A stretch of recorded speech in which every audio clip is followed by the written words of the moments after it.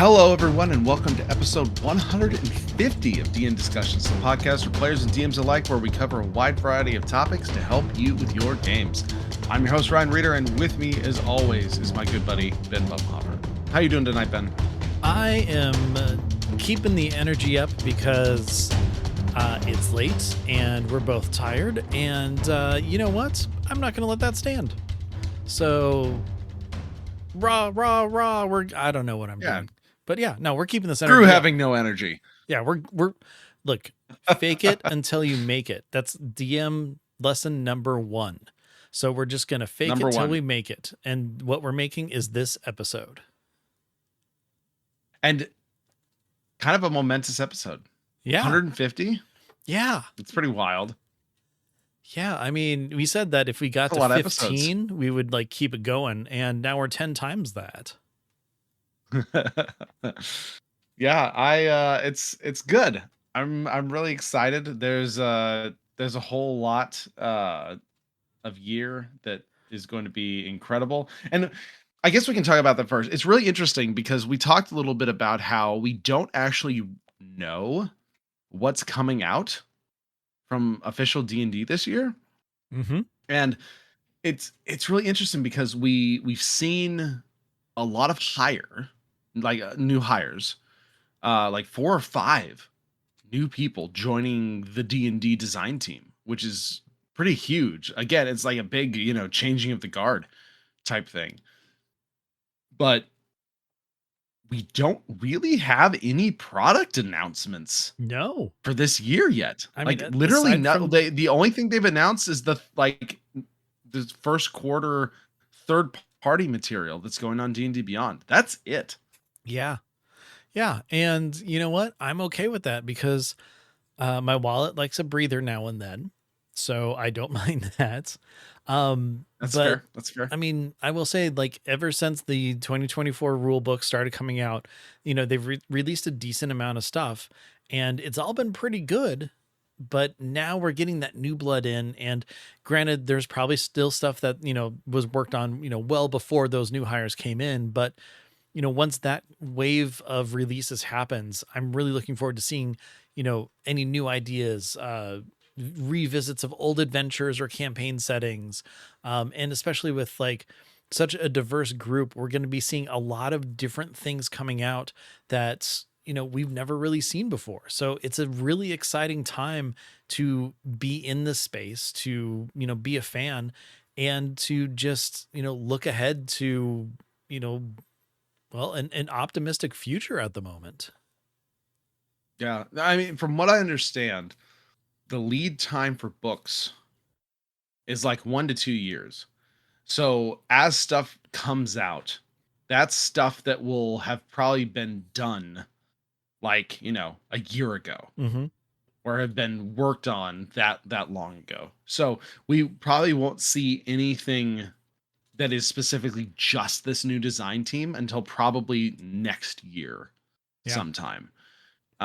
So that'll be really interesting to kind of gauge what comes this year, what it is, and then what comes next year and what it is, because that's when a lot of the people who had been there for a while and have left now, that will be like where they will not have their hands in that anymore. Mm-hmm.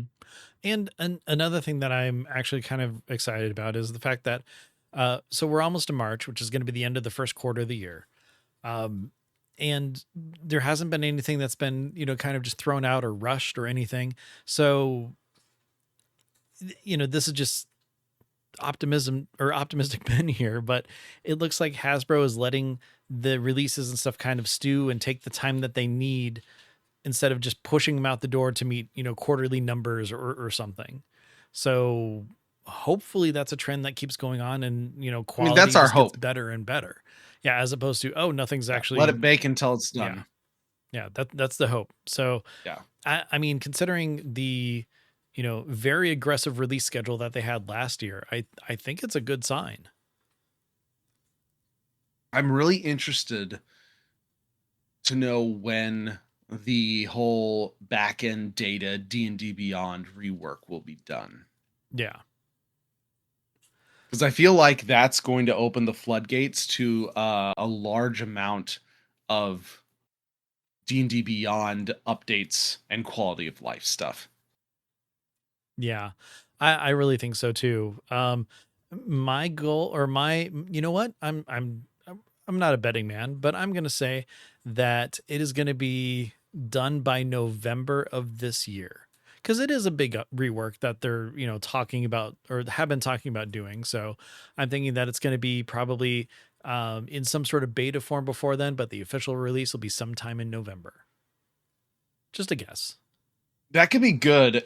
What would be super cool is if we get some of the more unique third-party classes Mm-hmm. launching when the rework launches. As Yes. kind of a, hey, here's what we can do with this now type thing, right? Like the talent, let's just say, from MCDM. That is a very unique, has a ton of its own custom stuff. Would probably be kind of hard to implement some of it. Maybe same with the Beast Heart. Yeah. No, that'd be really good. So it would be cool to see those drop with like the new date back end rework as kind of a, hey, here's what we can do now type thing. Yeah, no, definitely. Um, So we can and hope. and I mean, it makes sense that they would put something like that in with the big update to kind of coincide with like the new shiny and stuff. In the very least, let us have the third party classes and subclasses work right now. I mean that's got to be like one of the first goals. I hope. Which some of them don't. Yes. Yeah. Yeah. There are still features missing. There's still features missing from official classes. Right. Yeah. Like, um, so yeah, that is the hope. That is Yeah. the hope. But we will see. We will see. I assume, being that we're already halfway through February, we will get announcements of some sort here pretty soon.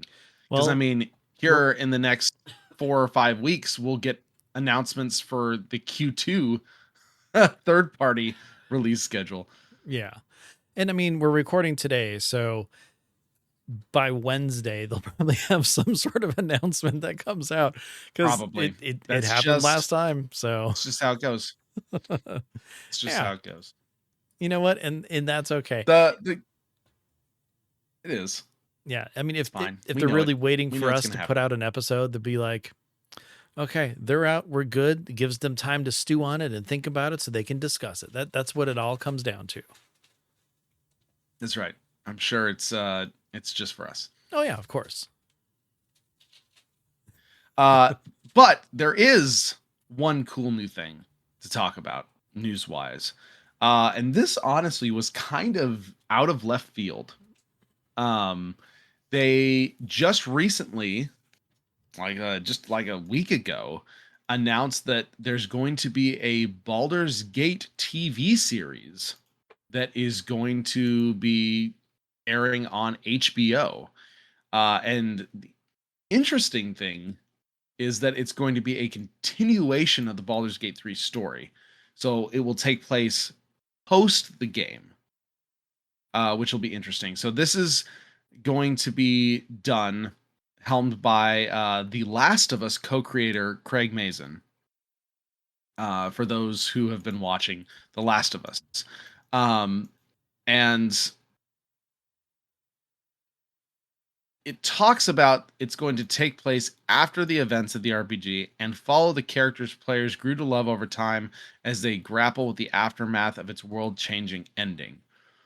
Which is interesting because there's kind of a canon ending, They're but not making a really. canon ending is what it is. That's what it comes down to. Yeah. Just So like, my guess is like it's gonna be, yeah, Elder Brain, all that stuff well, happens, first of all, spoilers for but Baldur's all the Gate 3. characters survived. Yeah. It's been out for 2 years. It's a very long, Has it been two in-depth years? game. Almost, maybe almost 2 years. There are some people who still haven't Yeah. finished it yet. Just tossing that out there.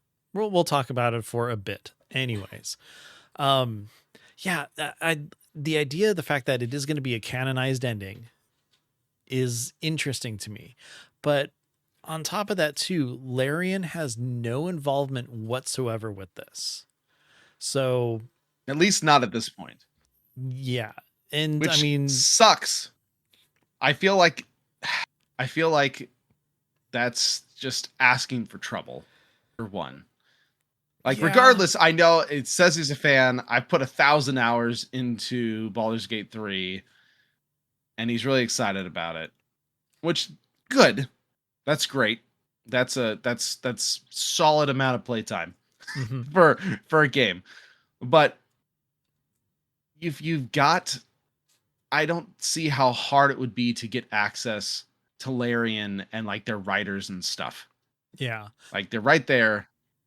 Get some consulting going.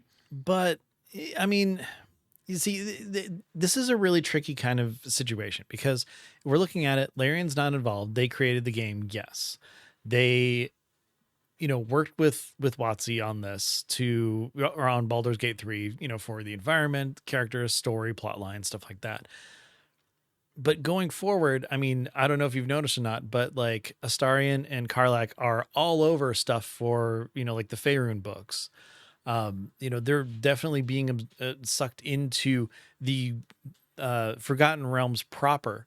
So at that point, they are WotC's characters. I mean, they were before, but they're the ones who are kind of handling their continuation and storytelling and stuff like that. So I can see where Larian doesn't need to be involved in this. However, if they're going to be referencing the game at all, I really think that having them in some sort of capacity, whether it's, story beats or, whatever, is really important to this. Now, I'm not a TV show runner. I don't know if you knew that about me or not, Ryan. I actually don't produce television shows. What? So I know. Wow. So Bubble burst. So my whole knowledge on how all that works and stuff is, this is me, armchair quarterbacking, and I'm mixing metaphors here. But I will say this. Seeing what's been done to the Last of Us TV show compared to the two games, I am really optimistic with this. Generally in the past, any sort of video game adaptation into, TV, movie, things like that. Before maybe 5 years ago, maybe less than that, like everything was trash. But now we're starting to get things that are, really faithful to the game or are adapted very well. There's still a lot of misses out there, but from what I've seen, like The Last of Us is probably the best adaptation of the storyline of the first game and of the first half of the second game, since there's going to be season 3 that follows more of Yeah. of I've episode 2 heard and stuff. nothing but praise for season 1. Yeah, and I mean it's absolutely mind-blowing how good it was. They did what you do in, taking a video game adaptation to a TV show, and had to make some changes because you have to do that. You can't tell the same exact story. And every time that they did make edits, did make changes, and like especially swung for the fences on those changes, it worked. So seeing that interpretation and change and everything really gives me hope that, it's at least being looked at from a storytelling perspective in a good way. Capturing the magic of Baldur's Gate 3, though, that could be the hardest part because there is so much there. There are so many varied gameplays and play styles and everything that are encompassed in that. So, first just picking an ending, yeah, number 1, with is going all the to character rankle arcs. feathers regardless. Mm-hmm. So that's like a big mountain just right off the bat. Yeah, I mean, there's huge things that happen with pretty much every character that can go one way or another. So who's to say what they are deeming as the correct way? Or are they just going to start the whole series off with like a end of the movie clue explanation of like, here's one way it could have gone, and then just go with the story? Who knows? We'll have to see, what I happens with I that. feel like that's probably like I assume whatever ending they do, all the main characters, quote unquote, will survive. Hmm. So that they can use them because that's I mean, they even acknowledge they want those characters to show up again Yeah. in also a mix with brand new characters, right? Um, so I assume they will have that in some way, shape, or form. At least they do mention that they are going to be reaching out to all of the cast of the game um, on how best to approach their roles in the TV show and if they'd want to be involved. Because I feel like several of them, if not most of them, could probably play their characters in live action. Oh, yes, hands down. I mean, if you've seen any of the actual plays that they participated in, like they're just really encapsulating the characters, just, role playing at a table. So throw them into an actual, like, live action, well, not live action, role playing, um, acting as their characters and stuff. I mean, it'll be really great, and I can definitely see that as a possibility of happening, and as for looking like their characters, a lot of them look, decently like their characters, and put them in there, and if not, who cares? Just cast who works, and the voice actors work. I would just be so excited just to have Neil as Astarion. Like, aside from that, like, I think Karlach could be that's the great one too. everyone really wants. Yes, oh, definitely. Like, you can't have anybody else really like voice that in at such the you know um I can't think of the right word, but the right way. um It'd be a slam dunk casting yeah, oh, for definitely, him, for sure. definitely. But yeah, that being said, though, it's gonna be interesting to see, like, how his character is portrayed and what happened.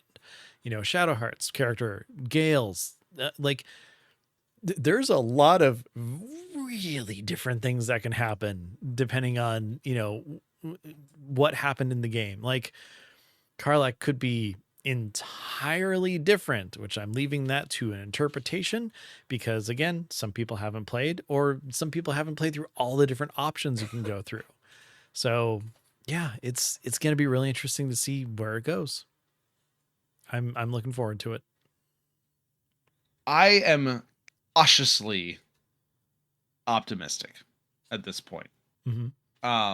It will be good to see D&D finally get a big live action property beyond the movie that was really good uh that sadly got sandwiched in between John Wick and Super Mario Brothers, which was not super great for its box office.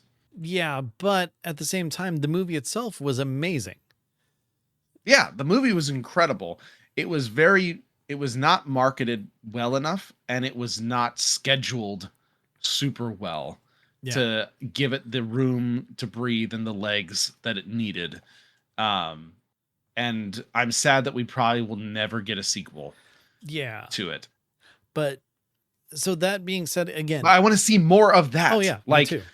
make that in TV show form with the Baldur's Gate 3 cast. Like I'll eat that up. But here's the thing. Baldur's Gate 3 is such a different tone than the movie was.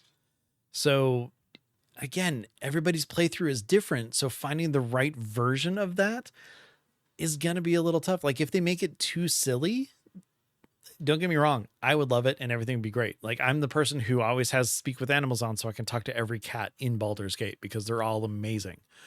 Um, but some people will be turned off by that. And if we want the show to continue going forward, they have to get the right tone with the right amount of, like, fun and, overarching, like, oh, this is a huge, big story and stuff. It's like it's almost like homebrewing a really good D&D campaign. You have to hit all the right uh, notes so that all the players are happy the whole time.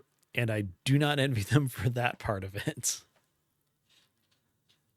But yeah, Yeah, I agree. It's gonna be hard. It's gonna be hard. I hope they get it right. I me really too. do, because it has a lot of potential. A lot of potential for sure. Yeah. But All right. optimism is still seeing me through at this point. I don't know enough about it yet, so I will remain cautiously optimistic. All right, so let's move on to a listener question that we've been wanting to get to for a little bit, and it's finally time. This is a really interesting one because there's a lot of potential around campaigns and epilogues that can happen. So the question, real fast, is: Hi, I'm planning to wrap up one of my campaigns in May and plan to start prepping an epilogue. How do you go about prepping epilogues? Easy, Great question. easy, easiest answer ever. As soon as they kill the BBEG, you just say, it's over. And then, go grab a piece of pizza or something. So you can do that. We don't recommend it though. Or if you want it to be satisfying, you should plan it a little bit. Yeah, you know what? That does sound like a better option now that I think about it. Cool, cool. So epilogues are really interesting because no one ever plans for their campaign to get cut short, right? Uh, you all always try and go into it going, okay, we're gonna actually go from here to here, and this kind of beat or this kind of story arc is gonna be kind of the end. What I usually do is when I'm making a new campaign, I come up with not even necessarily down to arcs at first. I just come up with a, hey, here's my starting location, and then here's kind of what is going on this campaign, and then here is the end or the end goal or the big bad, and then how we get to that point could be anything, right? And Exactly. you kind of go in and you kind of fill those in and you dive deeper and drill deeper as you do more planning, as sessions start to happen, etc. At this point, I have ended 3 campaigns. Um, one of them was ended not at the point I wanted. Whereas 2 of them were ended more or less either where I wanted or at a good stopping point. Yeah. Um, so I guess first thing you said, this particular person is ending their campaign in May. The first thing I would say is when you're planning an end of a campaign or an epilogue, one of the first things I ask myself is, have all the has the main arc of the campaign been fulfilled, Mm-hmm. or what I was hoping to be the main arc of the campaign? That's number one. Number two, have all the characters fulfilled the arcs that they want to fulfill? Have all the character beats wrapped up? Has everything happened, right? Um, and number three, if it's not ending at a spot that I necessarily had planned on, if you're going to have to wrap it up early, or maybe someone's moving and you're not going to be able to finish it, or something like that, ask yourself, where is the satisfying ending of the current story arc? and plan from there. Yeah. I definitely agree. If you're able to, have the overall arc, you know, uh, come to an end point, that's great. If the characters aren't able to, I mean, you have to take steps for that. If you're not able to finish the overall arc, you have to take steps for that. There's basically, you need, like Ryan was essentially saying, you need to find the level of completeness that you are going to be finishing, and based off of that, that's where you can kind of start looking at, possibilities, options where you need to go. um I mean, should we just kind of break it down by like levels here? Because if you look at it, so let's just start on the big arc of the campaign. If they we're gonna assume that they're finishing it, since you're already planning on wrapping up the campaign. I'm assuming that that's kind of going to be the end point. So for your prep, for just specifically world story, things like that, I think you need to have ideas of what a victory would be, what would happen, how the world will be affected. Think a year, 2 year, 3 years out of this, so that your players characters can have, maybe like some sort of happy ending, or at least see the effects and changes of what they've done to the world around them. If there's a chance, like a really good chance, that they might not actually succeed, then have, the really, the super bad ending figured out too. Like if there's a TPK, or they sacrifice themselves to, finish their goal or something, like have a couple different ideas on, what can happen, where it can go, based off of how you think the final encounter could play out. And I mean, it could be anything. It could be, they sacrifice themselves, or they fail, but they're able to stop the ritual, and it causes, some sort of backlash or something. Maybe the heroes find themselves in the past, so that they can, stop it from happening from the very beginning. And then that's the story for another time or something. Or, there's a TPK, but they're successful. Then you talk about how they ended up in, their various afterlives. Or, again, they're successful and they're rewarded by the kingdom, or the lord, or they're the ones in charge. Just kind of, figure out how the world's going to be affected by this change, to give that sort of satisfaction. Yeah, and one thing I always tell people is, whatever your ending is, make sure you leave time for at least one session after it. Yes. Make sure you have a follow-up session that is, I know we're talking about prepping an epilogue, the actual epilogue, where there's not going to be any fighting. This is after the arc is completed, and it gives the players a chance to have closure, or finish up having closure, whether that's um the characters have died and there's some sort of afterlife type stuff that happens, whether that's just giving the players a chance to write down what their character would continue to do, especially if this is like, obviously, if you're playing through a module, right? uh Kind of, you can give the characters kind of your send off, or kind of say what they would have done, or if there's some unresolved backstory pieces and things like that, you can play through those kind of in vignettes, which can be very fun and bring good satisfying ending to characters. But especially if a game is taking place in something like your homebrew world, like Mm-hmm. all my campaigns have taken place in my homebrew world. So what I like to do afterwards, uh, whenever I wrap a campaign up, I always ask the players, what would your character like be doing? What would they continue to do? Where would they be, etc.? Because at that point, those characters become NPCs in the world.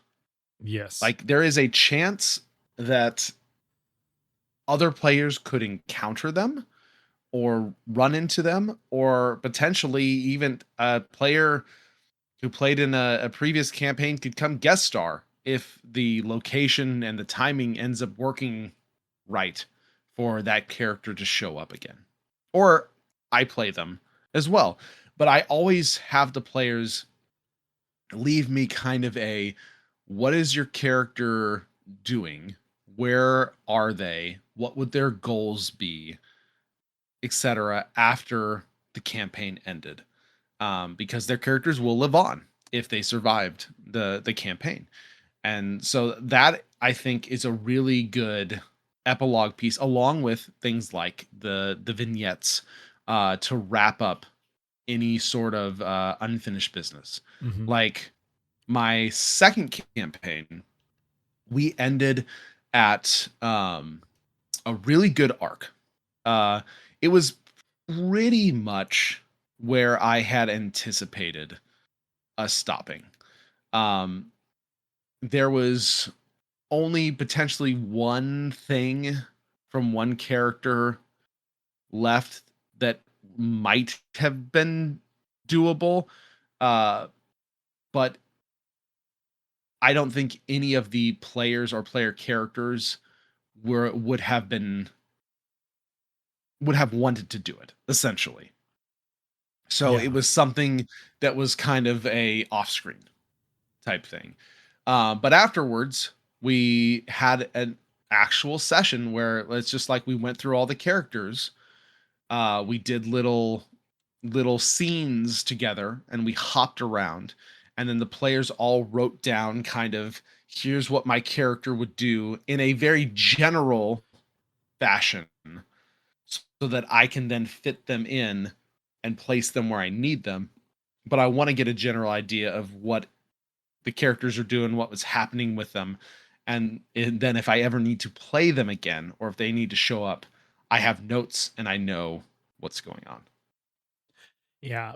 And that's another one of the big things too, is that you do need to very much bring your players in on this. They've been a part of the journey with you this entire time. They're the ones who are helping tell the story of the campaign, and they need to have, agency and input into what happens with their characters, and what they see for them in the future. It's a very important thing to be able to say, oh, well, no, my character doesn't want to be a farmer. Why would you tell them they would be a farmer, without that sort of input or knowing, kind of directions that they want to go and stuff. It's something that's, gives a lot of satisfaction to know that they've been with them this whole time, and they can see them succeed into, the future life that they're wanting after the game is over. Um, Aside from that, though, one of the things that I think, like, as a character or as a player that I would want is, knowing that, what's the best way to put it? Let's see. Knowing that my character is out there, and knowing that okay, so sorry, I'm trying to collect my thoughts on this. It's the idea that, like you said, they are now NPCs in the world. And I think that an important thing with that is that you need to have a discussion with those players to see if they're okay with you using that character in the future in, a different campaign. Um, just because, they have kind of an ownership with that as well. Some people might not want their retired hero to, go back out into the world and start adventuring again, while others might be, all gung ho about it and stuff. Especially if they actually did want to retire on the farm and just raise some chickens, and that's their life going forward. But that being said, like, all that would be part of, the players endpoints, their kind of epilogue that they're contributing as well. So just throwing that out there as a just a side note. Yeah, no, I agree. Um, I think the biggest thing, if you know your time frames, as obviously sometimes things come up and campaigns have to end abruptly, and there are just going to be times when there's not a lot you can do about that, right? Uh, if nothing else, especially for those types, try and at least have a final session where you can narrate off a somewhat satisfying conclusion with the player input, right? Yeah. Even if it doesn't end up getting to the big bad fight. Like a really good example is one of my own my third campaign that I ran. Um it just ended up that schedules and time and life from other people, all the things just conspired against us at the time, and we had to end the campaign. And we were kind of at a somewhat pivotal point, but we were on like the down note, right? Mm-hmm. Things were kind of quiet, things were like slowly building, etc. So the last session that we had, we talked about where the characters were at, and I said, okay, if this campaign were to continue, because the world is real and the characters are living in it, and this might come up someday in a different campaign of mine, what would your characters continue to try and do? So at least I have the direction of what the characters are doing. So in this case, they were in this town and they were looking to try and liberate it from one faction to another, right? We never got to that part, but we talked through it, and they said our characters would try and work through like the politicking and basically open up the defenses and rally whoever they can find to open this town up for another faction to attack and take over, Mm-hmm. right? And so that's kind of where we left it. But at the end of the day, that's really helpful for me because then I can use that in the future.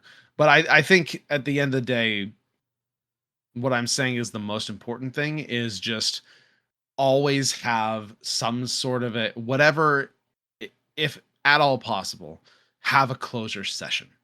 Yeah. Even if it's just narration, even if it's just you and your players talking back and forth about your characters or about the current state of the world, always try and have something like that to provide good closure.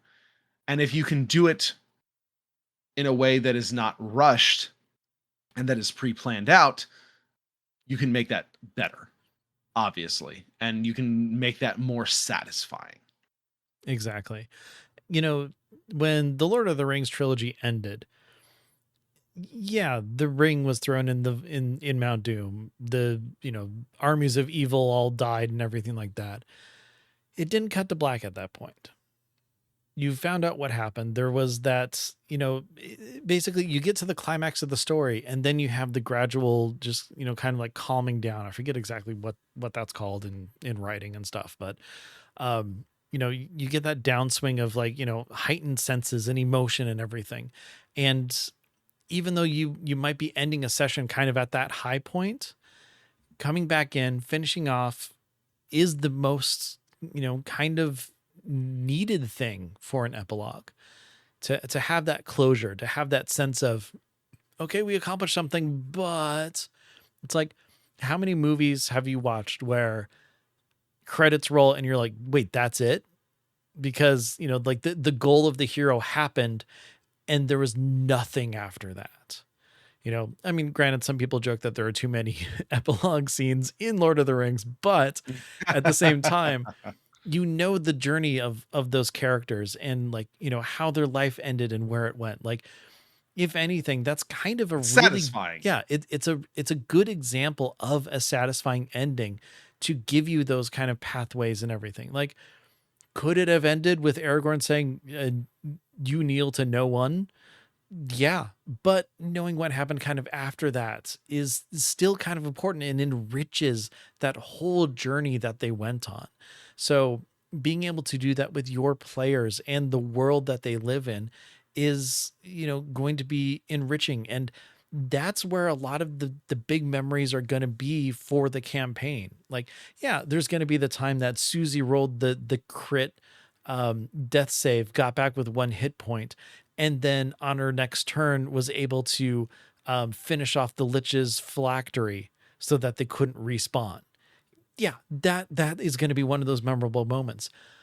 But knowing that, you know, once that happened, she then went and became the captain of the city guard and trained others to follow in her footsteps to take up arms against evil in the future. That's a really satisfying thing and shows the the presence and influence that that character had in the world, especially going forward to new generations. You know, just have that little like end point to just really drive home this mattered to the world.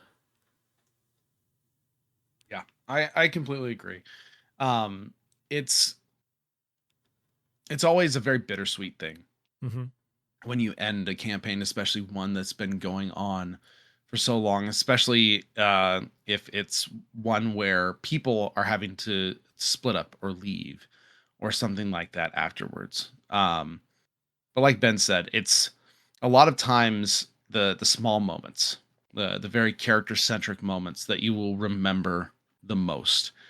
And so as you're planning an epilogue, that's kind of the thing to keep in the forefront of your mind is the satisfying endings for the characters, making sure that everyone gets their chance to shine and kind of send off their character in a way that is in a way that is I guess true to the nature of the campaign. Yeah. And that's where you will get the most satisfaction as a player and as a DM, because you will remember those moments. Mhm. Definitely. Uh, but we'd love to hear from anyone who has finished a campaign before. How did you do your epilogue? How did you do your ending? Because everyone does it differently, especially if you're running a module. Because like ending a module off is can be very different than ending a like ongoing world campaign as well. And I have a lot less experience on the module side of things from an ending. So we'd love to hear uh, in Discord and email anybody who's ended a campaign and how you did it. Okay, so real fast before we start to wrap up, I did want to shout out that if you are a big Forgotten Realms person, if that is your campaign world of choice, there is a really cool Humble Bundle going on right now. Um, that is supporting education of children in need with First Book. This charity bundle is a massive collection of Forgotten Realms books. There are multiple sizes, but the big one is the entire 40 item bundle that you can get if you pledge $18 or more. And these are just a massive library of Forgotten Realms authors, Aaron M. Evans, Richard Lee Briers, Forgotten Realms creator Ed Greenwood himself. You can go ahead. We'll have the link in the show notes on discussions.com, so you can check it out and grab it if Forgotten Realms is a place where you find yourself spending a lot of your time. Or if you want to know more about the world of Baldur's Gate 3, I'll just bring it back. That's all. Yeah, it is in the Forgotten Realms. There's a lot more there than just Baldur's Gate, but yeah. Elemenster's got several books.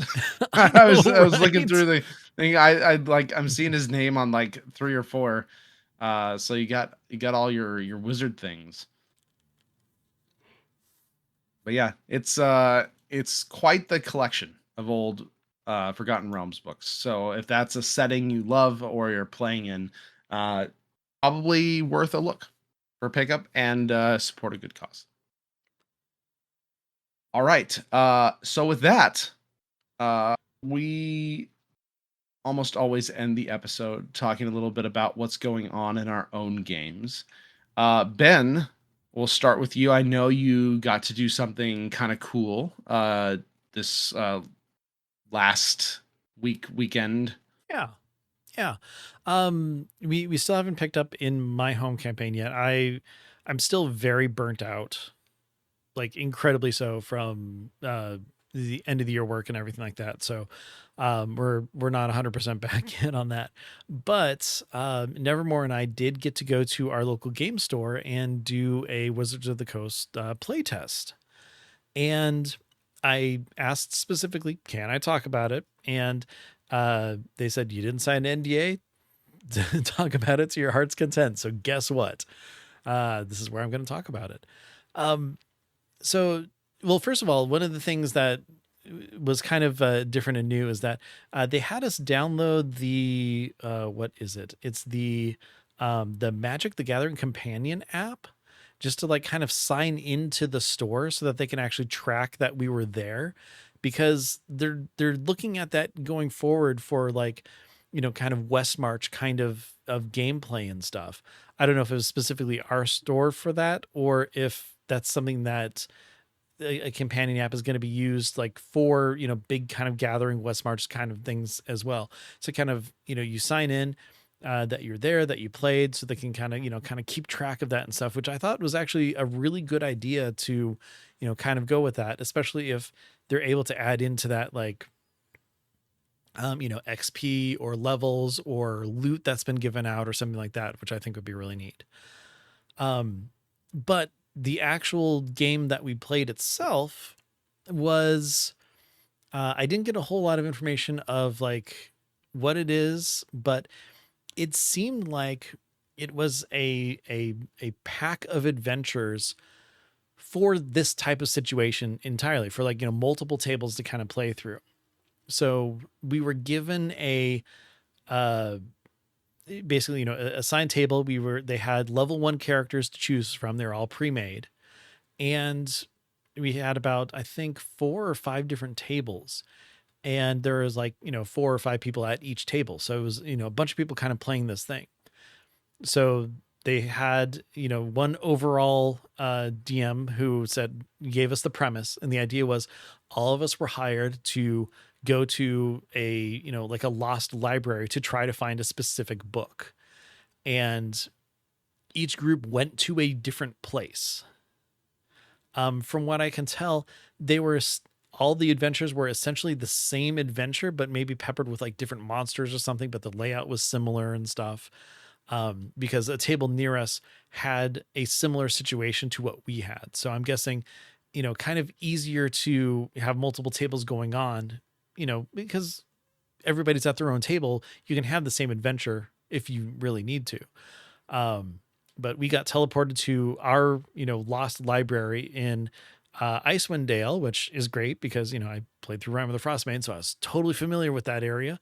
But we were in a library, so it didn't matter anyway. But when we went in there, we did basically, a nice dungeon crawl, got through. Oh, sorry, I know I'm jumping around a lot, but so the characters that they gave us, we got to choose between a bunch of different classes. Nevermore chose a sorcerer. I did a bard. The person next to me did a wizard. And then the last person was a barbarian. So we are very magic heavy and a barbarian with like no heals, which was great. They also gave us a couple of potions that we can use and stuff like that.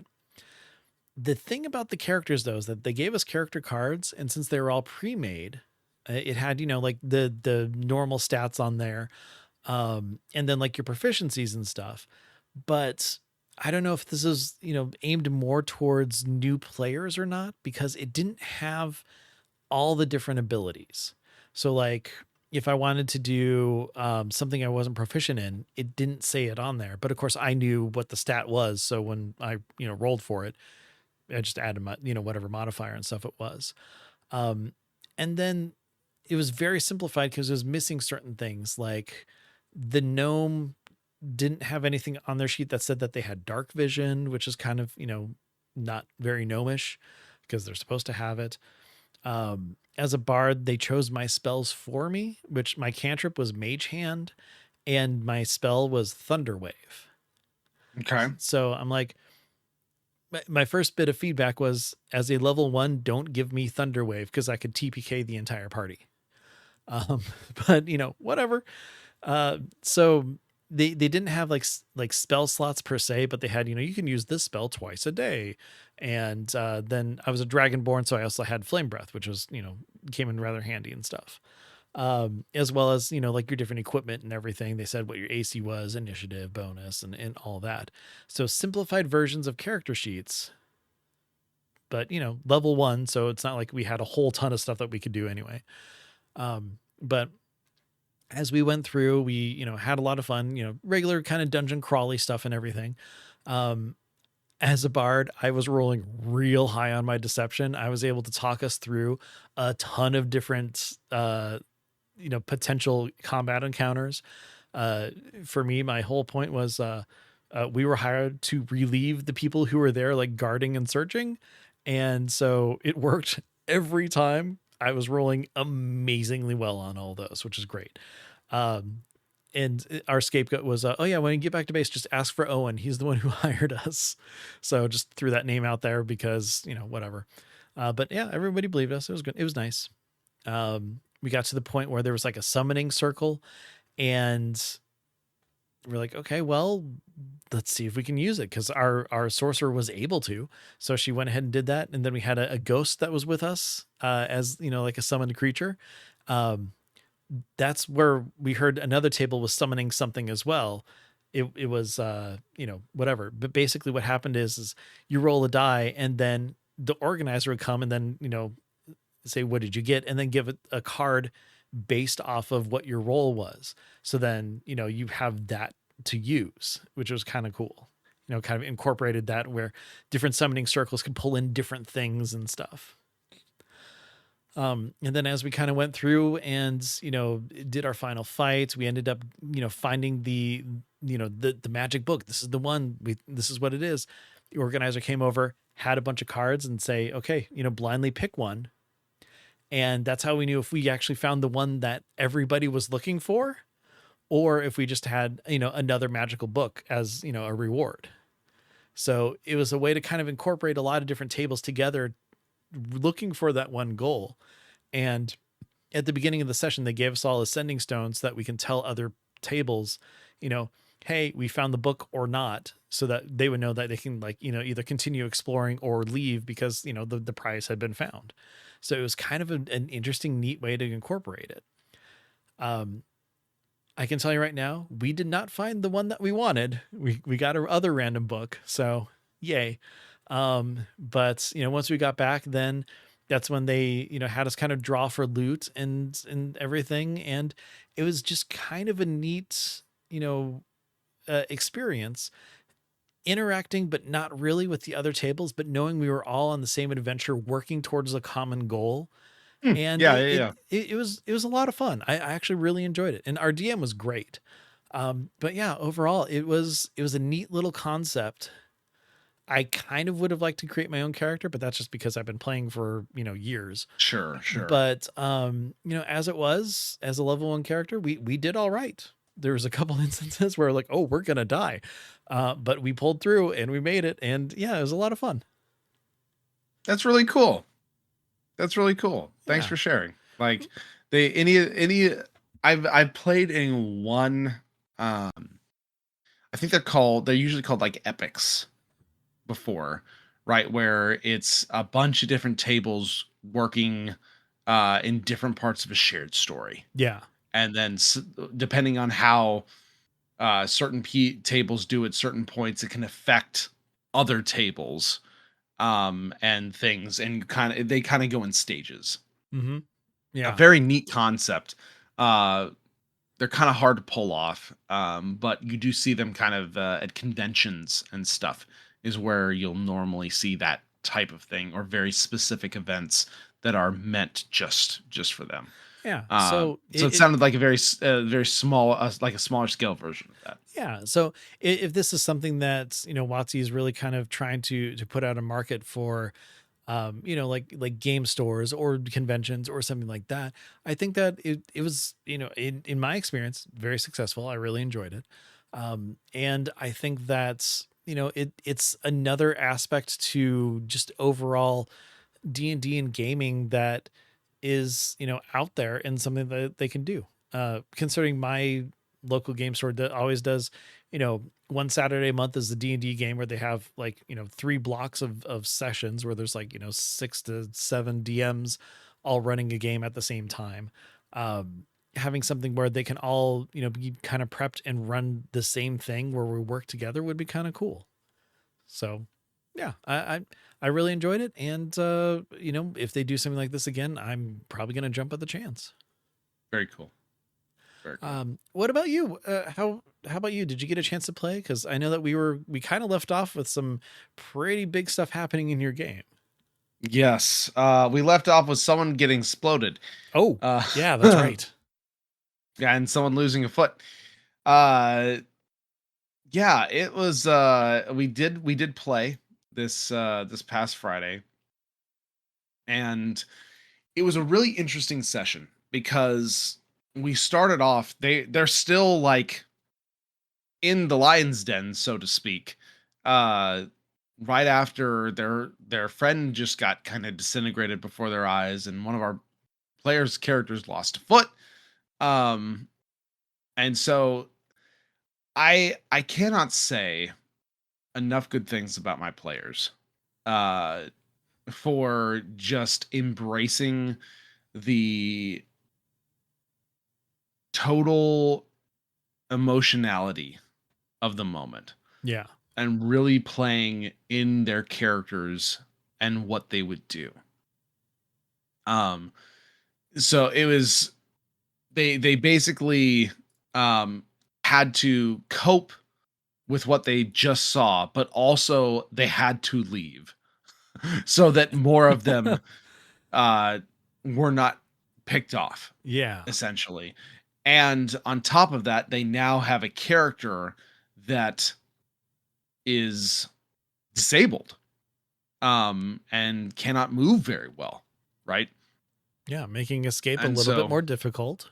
yeah, making escape more difficult. So they had to work their way through that. So a third of the session was in a lot of ways them just getting out and coping and trying to figure out what they were going to do. So they were able to finally make it out after a few harrowing close calls with a few different things. And then they got back, and the rest of the session was really a just very heavy RP session about how each character dealt with grief. Yeah, Um, and it's really cool because it's not something I necessarily like prompted them to do. It's something that was just very organic and very natural.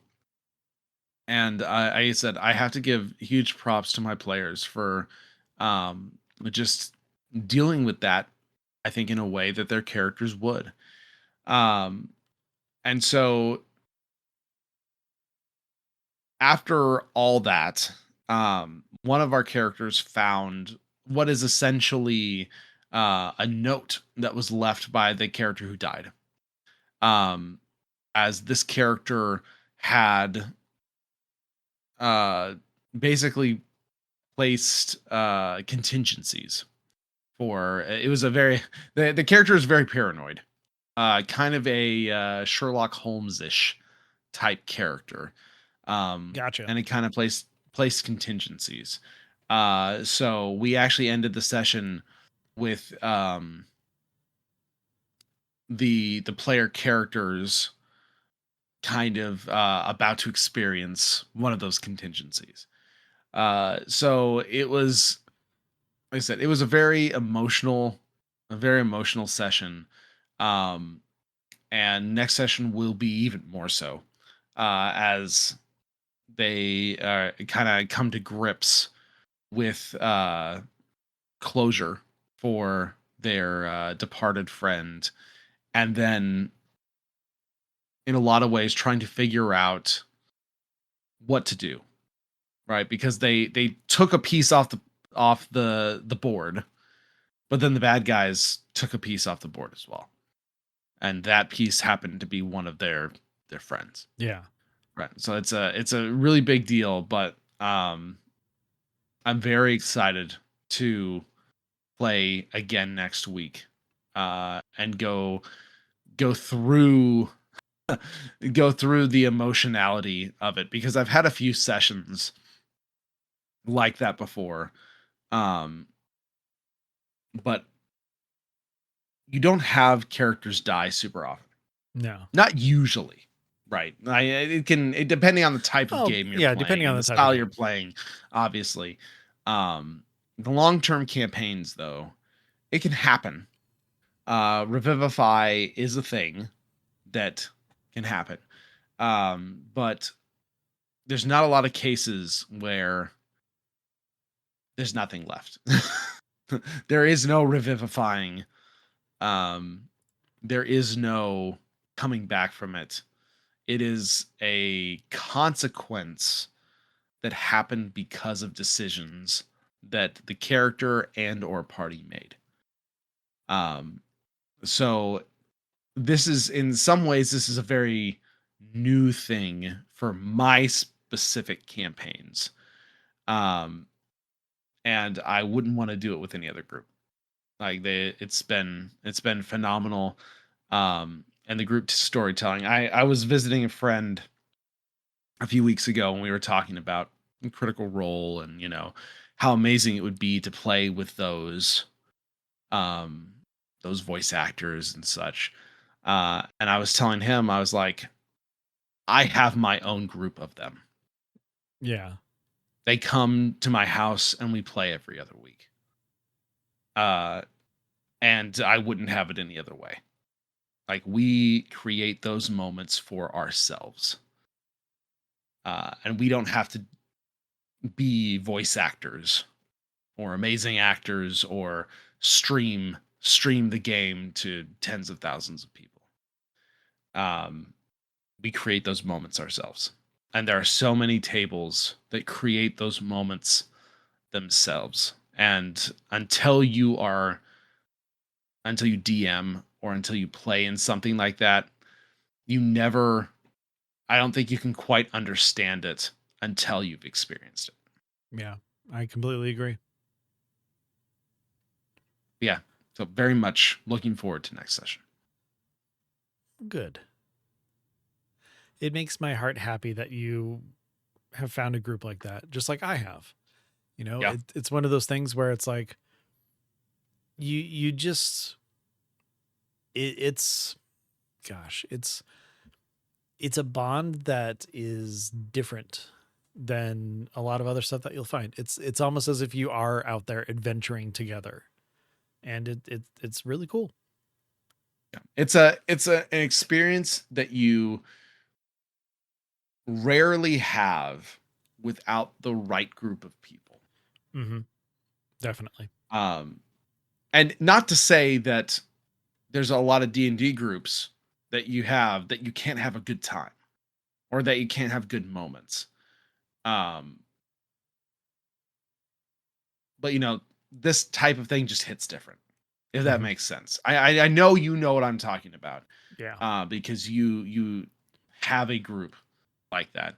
I've only I've only experienced it one other time outside of my own campaigns.